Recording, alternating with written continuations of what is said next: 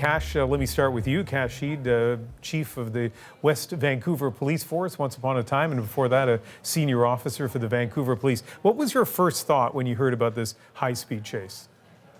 Well, I certainly engulfed in trying to figure out what happened. When I learned some of the circumstances surrounding it, I was appalled that we have another police pursuit that led to a fatality. And we had multiple fatalities here, and I think this is something that I've been dealing with over 32 years in law enforcement. And again, we don't have the right balance right now to ensure that we don't have innocent people killed because of the actions of police in engaging in pursuits and continuing with pursuits. All right, we'll talk a little bit more about that, but Sean Sparling, you're a former deputy police chief in Sault Ste. Marie, Ontario. What was your first reaction to the aftermath of this chase? My mind was basically shock. I couldn't believe that this happened. Really turned to the families, the victims that died in this tragedy. My mind turned to the officers as well, the impact it would have on the policing community. It was just utter devastation that really shouldn't happen. Let's back up for a moment and talk about high-speed chases, which I'm sure both of you have been involved with over the years in your careers. Sean, what's it like to be in a police car when you make that decision to start a chase? Well, certainly your adrenaline will go up, and you get really into the moment. It can be very scary at times, but you also try to be very much in control and control what you're doing. But it can be a life-threatening event, quite honestly. And Cash, take us back 25, 30, well, probably more years than that. You as a young officer, the first few times when you flipped on the lights and siren and you started a chase. Well, again, your heart starts to pump, you're fully engaged in it, you create some tunnel vision. At the same time, you're trying to thin slice all the information that's coming into you. And your only motive is to get after this suspect that is fleeing from you. And you don't see some of the things that other officers may see, and you don't hear some of the things that a supervisor will be listening to ensure whether their pursuit will continue or be discontinued. I looked at the pursuit policies from various provinces and agencies, and all the ones I looked at have language similar to Ontario's Community Safety and Policing Act. And let me read one section of that. A police officer shall not initiate a vehicle pursuit unless the officer has first determined that the risk to public safety that may result from the pursuit is outweighed by the risk to public safety that may result if an individual in the fleeing motor vehicle is not immediately apprehended. And let's take a look at some dash cam video from a driver on the 401 that day.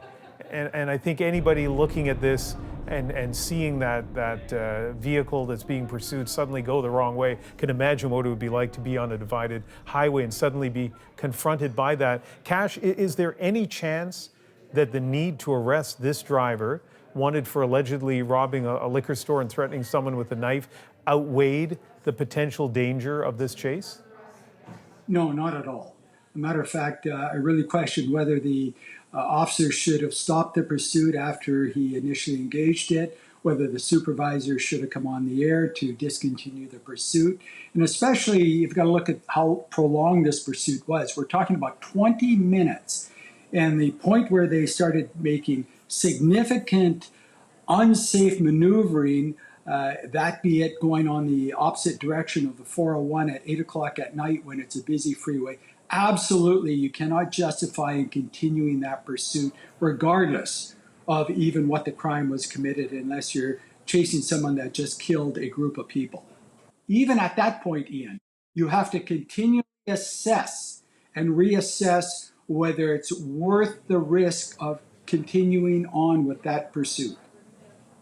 Sean, what's your view? Do you think that in this situation, pursuing a vehicle the wrong way on the 401 could be justified?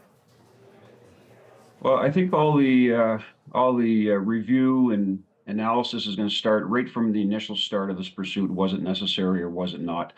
And that's where it all starts. When it gets up onto the 401, really that everything's kind of gone out the window at that point. I'm sure the officers were considering in their own mind, should they be pursuing? Should they stop and pull off and let what's going to happen, or should they be trying to warn the other motorists using their lights and sirens and all that.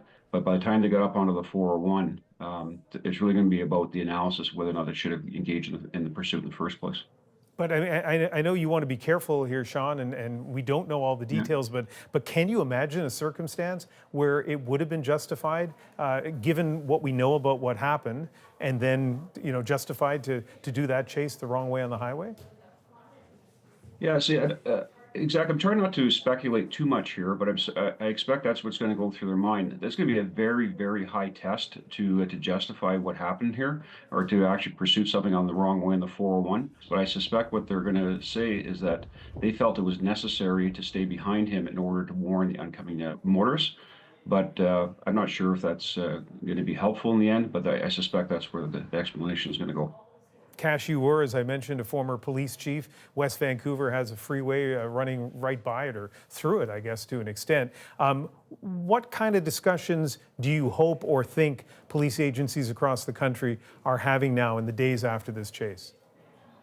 Well, I can tell you, Ian, there is absolutely no justification for this pursuit to carry on in the manner that it did. They will use the excuse that they were trying to warn the traffic, but regardless, the suspect vehicle was traveling at a high rate of speed on the wrong side of the 401, the busiest freeway in all of Canada. Ian, I've reviewed hundreds of these. I've done some of the research with PERF with respect to what goes on in pursuits. I've rewritten policies in Vancouver. I've outfitted and trained our officers when I was with Vancouver Police Department on different techniques to stop the pursuit within the first 2 blocks. And at that point, the supervisor has to make that decision whether it's continuing on or not.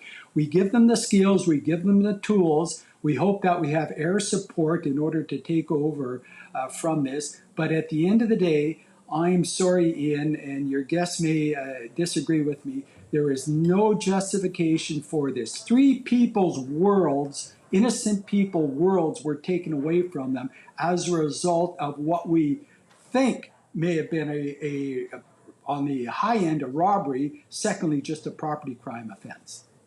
Sean, we have just maybe 30 seconds left. Last word to you.